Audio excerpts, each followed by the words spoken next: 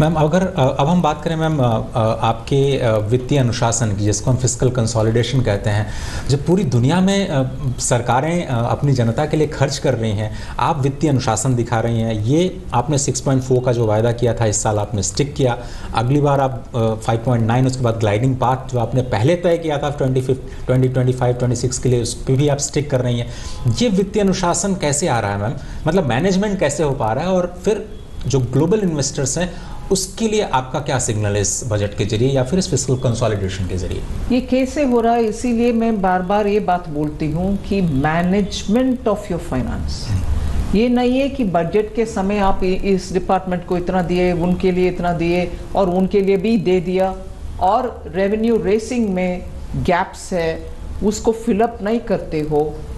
दोनों तरफ जो रेवेन्यू गैप्स है उसको फिलअप करो, बंद करो, और एफिशिएंसी ले आओ। टेक्नोलॉजी को उपयोग करते हुए आज हम ट्रेल कर सकते हैं कौन नहीं पे कर रहा, जो पे करने लायक उतने बारीकी से एक इनकम और रेवेन्यू बढ़ाने के लिए इफेक्ट हो रही। दूसरी तरफ जब डिपार्टमेंट्स को खर्च करने के लिए पैसा देते हैं, क्या वो पूरे के पूरे उपयोग में आ रही है कि नहीं आ रही? एफिशिएंसी इन इफेक्टिव यूटिलाइजेशन, पैसा नीचे तक अगर नहीं पहुंचता, आपके मकसद जो है पैसा पहुंचने में डिमांड बढ़ेगी, इन्वेस्टमेंट बढ़ेगी, वो तो आप अचीव कर नहीं पाएंगे।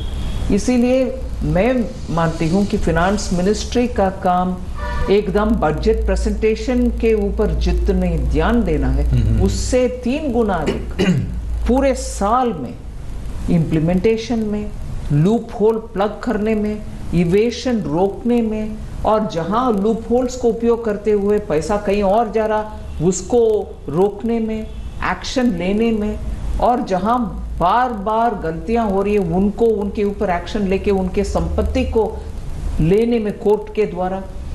हर एस्पेक्ट ऑफ फाइनेंस मिनिस्ट्री पूरे के पूरे काम ऑन देयर टोस करना चाहिए। बैंकिंग सेक्टर में उदाहरण के लिए मैं बोल रही हूँ, कोविड के समय वो emergency credit guarantee liquidity scheme government announce किया, सरकार ने आपको गारंटी के तरह और गारंटी देते हुए पीछे खड़े हो रही है। अगर बैंक्स एफिशिएंटली इसको इम्प्लीमेंट नहीं करते, स्कीम का तो बिल्कुल मकसद ही फेलियर हो जाता है। सो उस समय उनके ऊपर उसी हद में और उसी लेवल पर आज क्रेडिट को सबको पहुंचाने में बैंक की जिम्मेदारी है।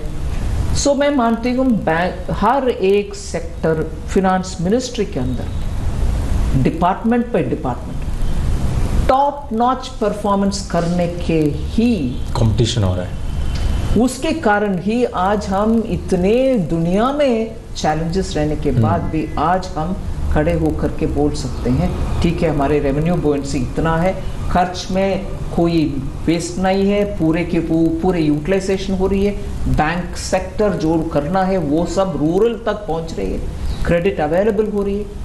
ऐसे करके हर एक एंगल में इकोनॉमी को ध्यान से चलाना पड़ता है। और एक कॉलरली मैम इससे जुड़ा हुआ सवाल ये कि जो पब्लिक इन्वेस्टमेंट में आपने लगातार 3 सालों में बढ़ोतरी की, वो कैसे हुआ, और क्या अब ये मतलब आपने सोच समझ करके ये कल्चर एक तरह से रखा कि हम पब्लिक इन्वेस्टमेंट बढ़ाएंगे, या फिर कोरोना की वजह से आपकी सोची समझी रणनीति थी कि इस पर आगे बढ़ेंगे? हमने देखा 10 लाख करोड़, अगर आप स्टेट ग्रांट्स को देख लें तो 13.7 लाख करोड़ का ये पूरा का पूरा पब्लिक इन्वेस्टमेंट हो जाता है।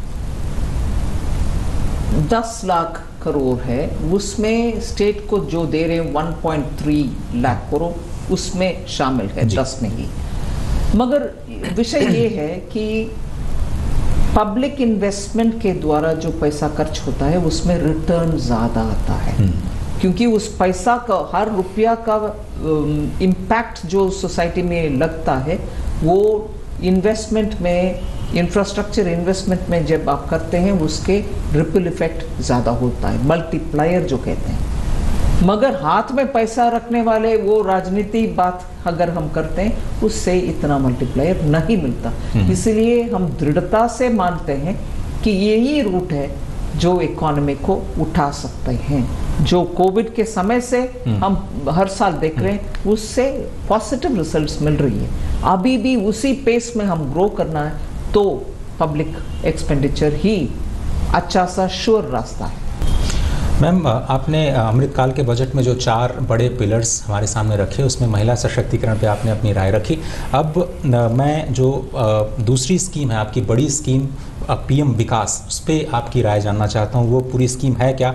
और प्रधानमंत्री को अगर मैं कोट कर पाऊँ, उन्होंने कहा कि परंपरागत रूप से जो सृजन करने वाले विश्वकर्मा हैं इस देश के निर्माता हैं, और सभी विश्वकर्माओं की मेहनत को पहली बार बजट में प्रोत्साहन देने का आपने शुरुआत की है। तो ये पीएम विकास है क्या? कैसे आप उसको मोबिलाइज करेंगी ग्रोथ पोटेंशियल के लिए? उसके लिए डिटेल्स अभी वर्कआउट करना बाकी है, मगर इससे विश्वकर्मा जब हम बोलते हैं सिर्फ एक कम्युनिटी नहीं है, और कई राज्यों में उस नाम पर कोई कैस्ट है, सिर्फ वो नहीं है। देश में जैसे प्रधानमंत्री जी सटीक बोले कि हाथों से और हाथ में पकड़ा हुआ टूल्स से जो क्रिएटिव क्राफ्ट्स करते हैं, क्रिएटिव वर्क करते हैं, उन सब के लिए ये स्कीम के द्वारा प्रोत्साहन देंगे, जिससे युवा भी उस पीढ़ियों से वो कलाकार जो रहते हैं उनको भी इससे बेनिफिट मिलेगा।